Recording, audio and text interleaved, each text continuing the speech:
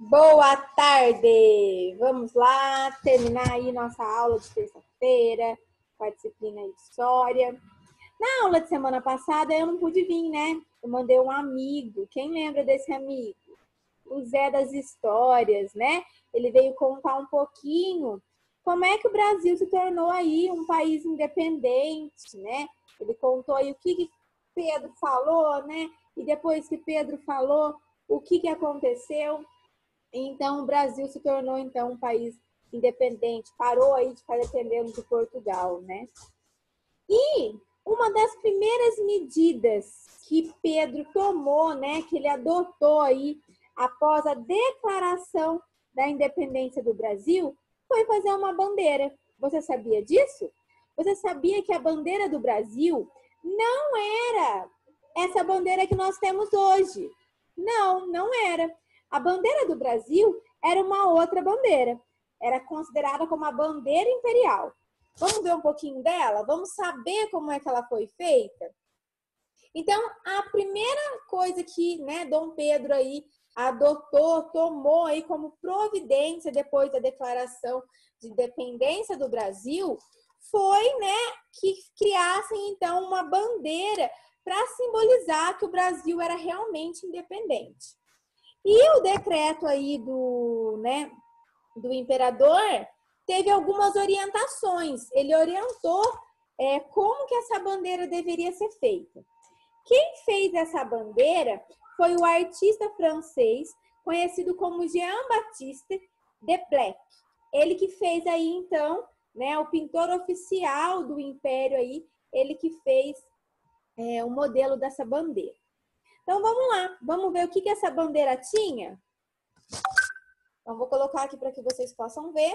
Essa aqui era a bandeira imperial, tá? Ela constava nessa bandeira aí, as cores verde, amarelo e a inclusão aí de 19 estrelas. Mas você sabe por que tinha 19 estrelas aí nessa bandeira? Essas 19 estrelas representavam as províncias, né, da nação. Você lembra que as províncias começaram a brigar? Foi quando, né, Pedro aí declarou a independência? E ele, então, quis representar cada província aí, então, da nação com uma estrelinha na bandeira. Mas a bandeira não tinha só o significado das províncias. A bandeira imperial, ela era um retângulo verde, como ainda é hoje, né? Ela tinha um losango amarelo, como ainda é hoje, e essas cores, ela representava aí, né, as cores da família real. Então, Pedro montou uma bandeira lembrando aí da sua família, né? Então, ele representou as cores da família através do retângulo e do losango. E no centro aí, né, no meio aí da bandeira, vocês podem ver que tem um brasão. Vocês estão vendo aí esse brasão aí do Império? O que significa, né? As estrelas, como eu falei, significa aí, então, as províncias. Essa esfera, né, esse círculo aqui, ó, amarelinho, dourado, fazia uma homenagem a Portugal, né? Se lembrava que o Brasil tinha sido aí colônia de Portugal, então fizeram uma homenagem a Portugal. Essa cruz vermelha que vocês estão vendo aqui, tá vendo essa cruz aqui?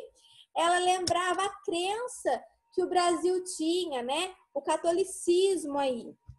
Essa coroa que tem aqui em cima, o que ela simboliza? Ela simbolizava que o Brasil tinha o poder real, né? Um poder aí simbolizando o poder do príncipe, do imperador aí.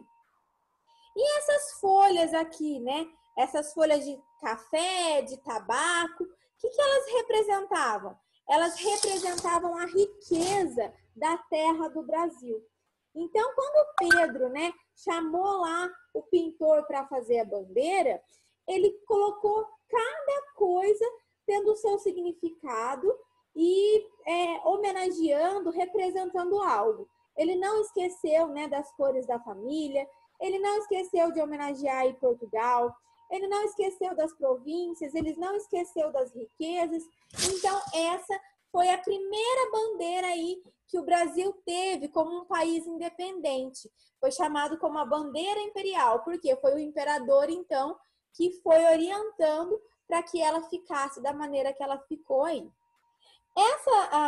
Essa explicação que eu acabei de dar tá lá na página 64, tá bom? Se você depois quiser ler de novo para fazer os exercícios, pode ler lá também, que está explicando da mesma forma que a tia Rafa acabou de falar. O que significa aí cada parte da bandeira, por que Pedro, né, escolheu fazer assim, o que ele queria homenagear, o que ele queria representar e assim por diante. Então, vamos lá. Nossa atividade de hoje, né, é a página 64, onde estão as explicações, e a página 65, bem pouquinho, tá bom? Então, você vai colocar aí, na número 1, gente, ele fala assim, ó, a bandeira pode simbolizar um país, estado ou município, bem como instituições religiosas, esportivas e educacionais. Vamos elaborar uma bandeira para representar a sua turma. Siga as orientações. Aí a número 1, ela fala assim, observe o grupo de alunos de sua sala de aula, depois registre no espaço abaixo 2 características comuns a todos vocês. Então, nós não estamos dentro da sala de aula. Você vai fechar o seu olho aí e vai lembrar, quando você estava dentro da sala, qual eram as características que todo mundo tinha igual? Vou dar um exemplo. Todo mundo ia vestido igual. Vestido o quê? Ó, de uniforme. Qual era a outra característica que vocês tinham? Todo mundo estava no 4º ano. Que mais? A mesma idade. Então, vocês vão pensar nessas características aí, tá bom?